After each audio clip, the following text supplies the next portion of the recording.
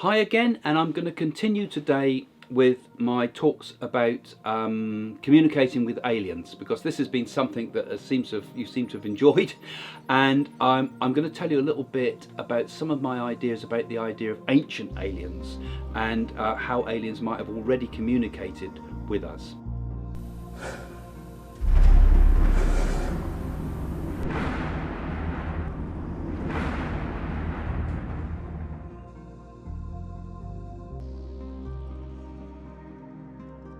So I'm continuing my investigation into aliens and life on other planets, and some of my thoughts. I talked before about, the possibilities of life on other planets. I've talked about how we would communicate if we were to use consciousness, i.e. a medium, as a vessel to make a communication. I've talked about the problems with the fantasy, problems with the disclosure project ideas. I've spoken also about how it could be possible, and maybe we've communicated with aliens without even knowing it. So I want to continue now and particularly think about the ancient alien ideas. I know there's a lot out there. There's been some fantastic TV programs, many of which I've missed, about aliens communicating. When I was in the 70s, I remember when Von Däniken brought his first books out, Chariot of the Gods and books like that. It was absolutely mind-blowing at the time. We all got so sucked into this idea, and suddenly there was evidence everywhere that ancient aliens had communicated with us. And then more recently, the skeptics jumped onto this and started to pull Von Däniken's ideas apart, and a lot of them had a lot of flaws in them, and I think he would admit to that too, that he jumped onto some of these things perhaps too vigorously.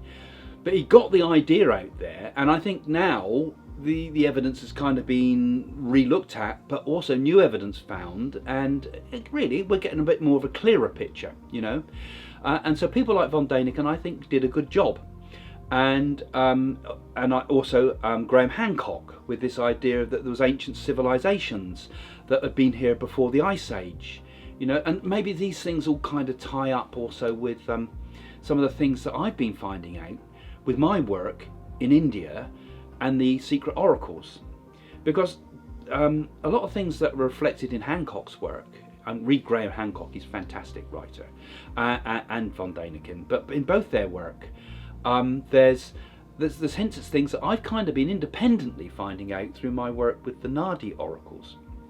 Now, I spoke about the fact, can mediums communicate using clairvoyance with aliens, and maybe we've been having this communication without knowing it through the medium of the spirit guides. And when you look into Theosophy, maybe the Great White Brotherhood that was talked about by Madame Blavatsky and others was perhaps a connection with some higher spirits of that was an interstellar communication, not just interdimensional. And I also spoke, remember before, about the idea that reality changes as consciousness devolves, and that we live in a very material state of existence in Kali Yuga at the moment, and maybe when other beings are in the state of what we would call Satya Yuga, their understanding of the universe is completely different, that it's pure consciousness, and that maybe the spirit world and the material world of other planets is one and the same. Okay, so there's all sorts of thoughts there. I can't give you the answers to all these things. I'm kind of giving some ideas, but put some comments below if you've got anything to say about some of this. So I do believe that ancient aliens visited Earth. Now, some of the things that have come up both in the Naadi oracles, not directly in the ones that I've consulted, but people I've spoken to have said this, and also those who have had contact with the Siddha yogis in India. Now, let me just say the Siddha yogis. The Siddha yogis are like miraculous yogis. One of the most well known is he's known by the name of Maha Avatar Babaji. Okay, he's the Babaji who is in Yogananda's books. His other devotees would call him just Sri Babaji,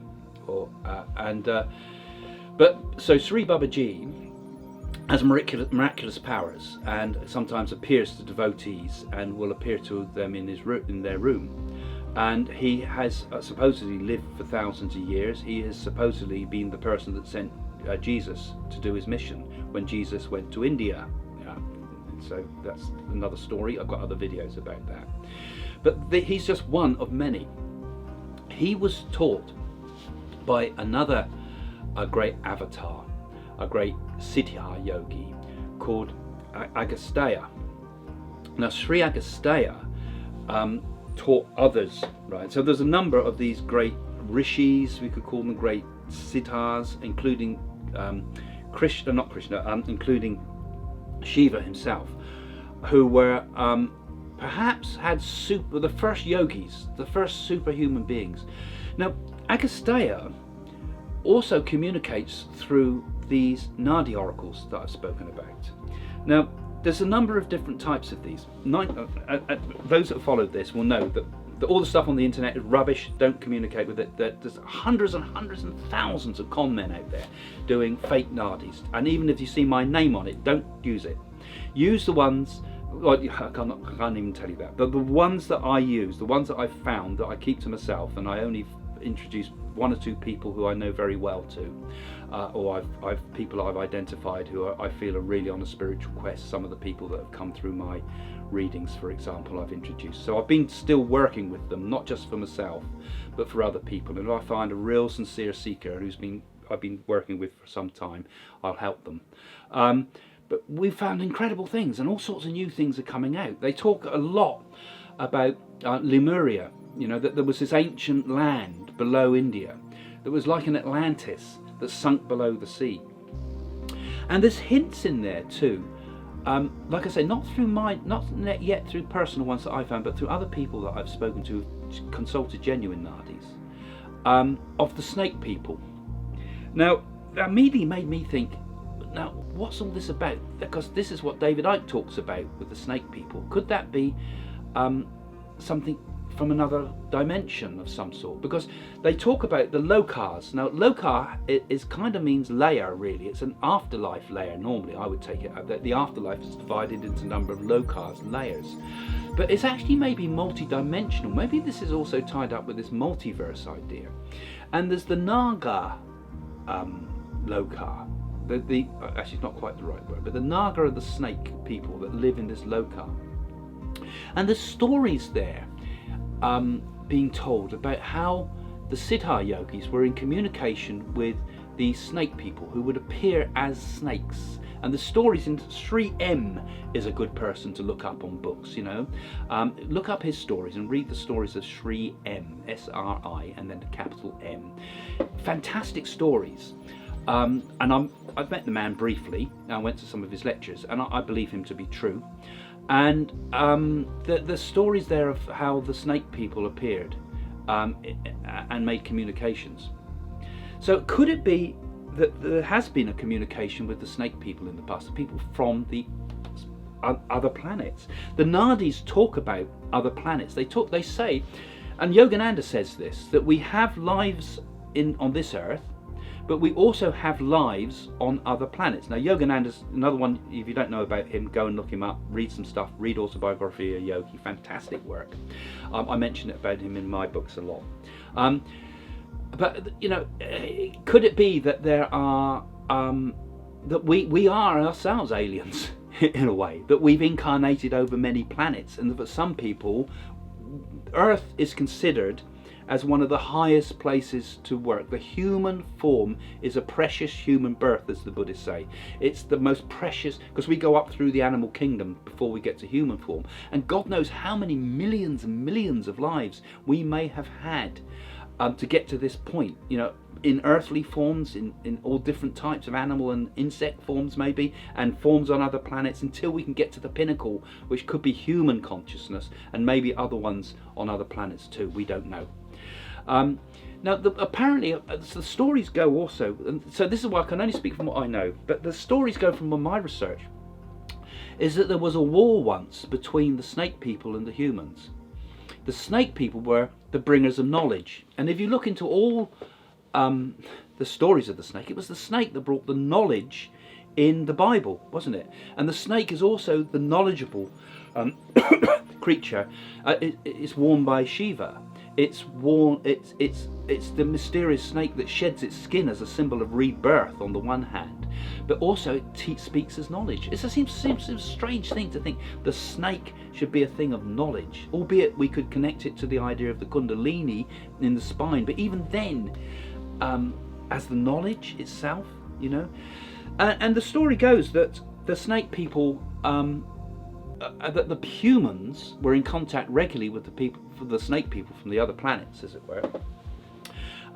But we stole their knowledge and used it against them. That's where the hints are about this. So we were the ones that damaged them and pushed them back to their lokar, as it were. And when I saw Sharavana Baba, you know, remember my other book? I've got one here somewhere. Another one, you've got to read this one. God is Everywhere. Sorry, I am advertising a bit, but you know, I have to live. But here's a good book, God is Everywhere. That's about my work with this lovely man, Sharavana Baba, who I really like. A fantastic story. It's a different story, but there was hints there because he went into a snake-like. He took on the energy of a snake when we were with him, with the children as well. So there's a story about that there. So there was like a communication. So maybe I have had communication with the alien worlds, because he talks about life on other planets and that life originated on Mars, then was seeded on Earth.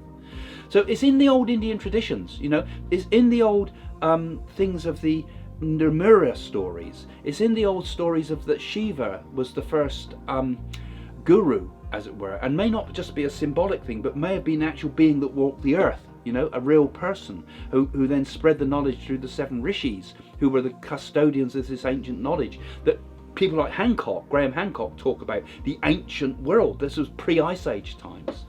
So that's why I am personally convinced there were ancient aliens, because what I've talked about today really are just simple hints at this idea that you know, that you can find these things in the things I keep stumbling upon. Yogananda, in the Naadis, in my work as a spiritualist. We also get all the talks of Madame Blavatsky and things. My thoughts about the idea that possibly we're in touch with them when we're doing the when we're communicating with spirit guides, and who knows, you know. So that's all I can give you. You know, I can't say yes, there's empirical proof that there's life on other planets, but who knows. There's some ideas here, isn't there, that you can enjoy. So don't forget, again, if you like all this, loads more in my book Messages from the Universe, because I explore all these ideas in there. And I also, of course, work as a medium and a psychic. So, you know, if you want to get your own connections with things, I don't communicate with aliens, but I do communicate with the spirit guides. I do communicate with the life after death, and I give, as I've talked in my other videos, the importance of giving proof and evidence. And all the people that work on the phone lines for us too, then I don't work directly for me, they work through my website, they are pretty good too, because they're given a lot of extensive training to make sure they do the right type of reading. So you can book a reading there anytime you like. It's 24/7 service, and you can book a short little reading, and if you've never used the service before, we got some very, very good rates for the first 10 minutes of a reading. So anyway, so that's the ad. But you know, thank you for supporting both my website, my readers, this channel. It helps me to do all this. And thanks also for those of you that are sharing these videos on Facebook groups and sharing them on your timelines and things.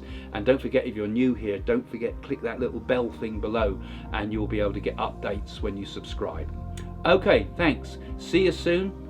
Be happy, and see you again soon. Bye for now.